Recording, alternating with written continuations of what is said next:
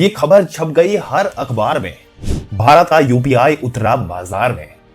दोस्तों, अमेरिका और चीन के साथ हो गया है कांड जब से यूपीआई आया। दुनिया भर में बस किसी की डिमांड है तो वो यूपीआई की है। ये कोई अफवाह नहीं है दोस्तों। 30 से भी ज्यादा देशों ने यूपीआई सर्विस के लिए भारत सरकार से बातचीत की।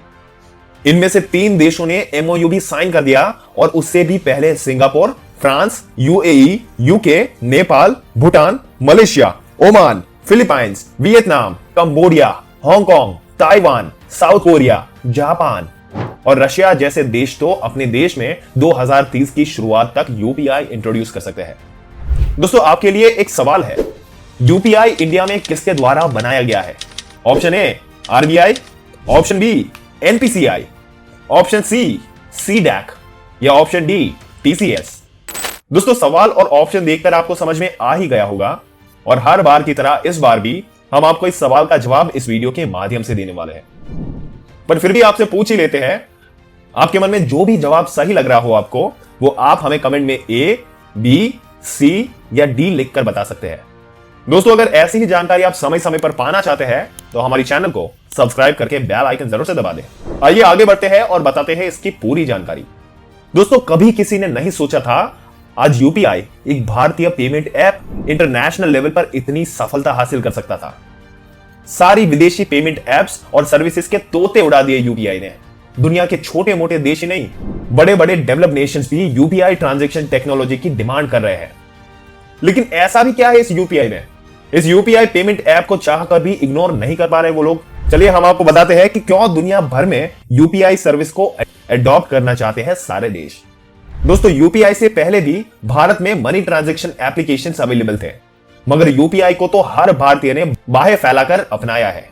पहले कभी भी भारतीयों ने किसी ऑनलाइन ऐप पर इतना भरोसा नहीं किया जितना यूपीआई पर कर रहे हैं। इसने भारत में एक बिजनेस फ्रेंडली एनवायरनमेंट क्रिएट किया। गोलगप्पे वाले से लेकर, बाल काटने वाले से लेकर, दूध बेचने वाले से लेकर, रिक्शा वाले, सफाई कर्मचारी, यानी भारत के हर एक वर्ग, हर एक गांव, हर एक शहर यूपीआई से भली भांति वाकिफ है।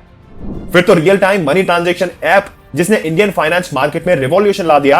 अप्रैल के महीने में भारत ने दुनिया में सबसे ज्यादा रियल टाइम ट्रांजैक्शन किए। अप्रोक्सीमेटली $48 बिलियन ट्रांजैक्शन हुए थे। दोस्तों, सितंबर के महीने में यूपीआई से पहली बार कुल 11 लाख करोड़ रुपए की ट्रांजैक्शन की गई। ऐसा किसी भारतीय ऐप ने पहली बार किया था। अब तो यूपीआई इंटरनेशनल बन चुकी है। कुछ भारतीयों के मन में अभी भी सवाल है कि यूपीआई को इंटरनेशनल बनाने की जरूरत है क्या? बस ऐप ने भारतीय के लिए एक पेमेंट सॉल्यूशन मिल गया, इतना काफी नहीं है कि दुनिया भर में ढिंडोरा पीटा जा रहा है। तो दोस्तों, अगर दुनिया भर में अपने ऐप को प्रोड्यूस करना और हर देश में भारत की पेमेंट ऐप यूपीआई को पहुंचाना, इसमें भी भारतीयों का ही फायदा होगा। इसका सबसे बड़ा कारण यह है कि भारत से विदेशों में ट्रैवल करने वाले लोगों के लिए पेमेंट को आसान बनाना और विदेशों में अलग अलग रीजन से रह रहे लोगों तक पैसे पहुंचाने को आसान कर देना। दोस्तों, एनपीसीआई जिसने यूपीआई को बनाया है, उनकी माने तो अकेले यूके में हर साल 5 लाख लोग जाते हैं, जिसमें से 1 लाख स्टूडेंट होते हैं। दोस्तों, भारतीय जब कहीं दूसरे देश में जाते हैं तो सबसे पहले मुश्किल यही होता है कि उनके परिवार जो उन तक ना कोई फाइनेंशियल हेल्प पहुंचा पाते हैं और विदेश में रह रहे लोगों को भी अपने परिवार तक पैसे पहुंचाने में बहुत परेशानी होती है। बैंक प्रोसेसर मुश्किल होता जाता है और इंस्टेंट ट्रांजैक्शन भी नहीं हो पाती। मगर यूपीआई ने मनी ट्रांजैक्शन को इतना आसान बना दिया है कि कभी किसी ने सोचा भी नहीं था। भारत का यूपीआई पहला ऐसा तरीका है जिससे bank to bank transaction, bank automobile transaction, mobile automobile transaction, wallet transaction और क्यूआर कोड ट्रांजैक्शन सब कुछ एक ही ऐप में बस एक ही क्लिक में किया जा सकता है। इससे इंटरनेशनल ट्रैवल करने वालों की लाइफ बहुत ही आसान बन गई है।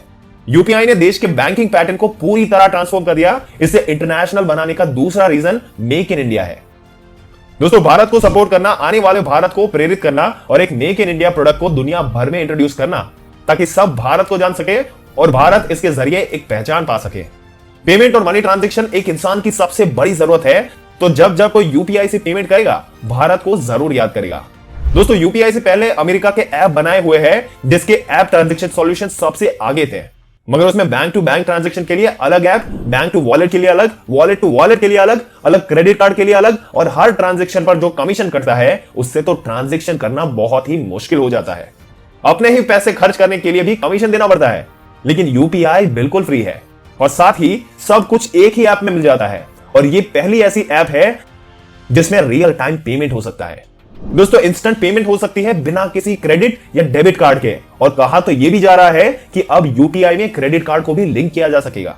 उसके बाद यूपीआई के जरिए ही क्रेडिट कार्ड से भी पेमेंट की जा सकेगी। कुछ देश तो ऐसे हैं जो बस शॉपिंग और मर्चेंट पेमेंट के लिए ही इसे अडॉप्ट करना चाहते हैं। आपके मन में सवाल यह आया होगा कि यूपीआई ही क्यों? दोस्तों क्योंकि यूपीआई एक सिंगल पेमेंट ऐप है जिसमें मल्टीपल अकाउंट ऐड किए जा सकते हैं और एक साथ इस्तेमाल किए जा सकते हैं। सभी बैंकिंग फीचर्स को मर्ज किया जा सकता है और यूपीआई में क्यूआर कोड से पेमेंट करने का ऑप्शन भी होता है। उसकी डिमांड सबसे ज्यादा है, जिसके लिए सभी देश रुपए की तारीफें करते थक नहीं रहे हैं। यूपीआई की डिमांड इसलिए बहुत ज्यादा है क्योंकि इसमें मनी ट्रांजैक्शन की कोई लिमिट नहीं है। कितने भी पैसे खर्च करो, कभी भी दिन के किसी भी पहर में और कहीं भी यूपीआई ने पेमेंट और ट्रांजैक्शन और कहीं भी खर्च करो। यूपीआई ने पेमेंट और ट्रांजैक्शन को इतना सिक्योर और सिंप्लीफाइड बना दिया है कि भारत के साथ साथ दुनिया को भी इसके ऊपर विश्वास होने लगा है। दोस्तों आपके क्या विचार है इस मुद्दे के बारे में? अपने विचार हमें कमेंट करके जरूर से बताइएगा। अगर वीडियो अच्छा लगा हो तो लाइक करने के साथ साथ अपने दोस्तों और रिश्तेदारों के साथ जरूर से शेयर कर दें और ऐसी ही जानकारी पाते रहने के लिए हमारी चैनल को सब्सक्राइब करके बेल आइकन जरूर से दबा दें।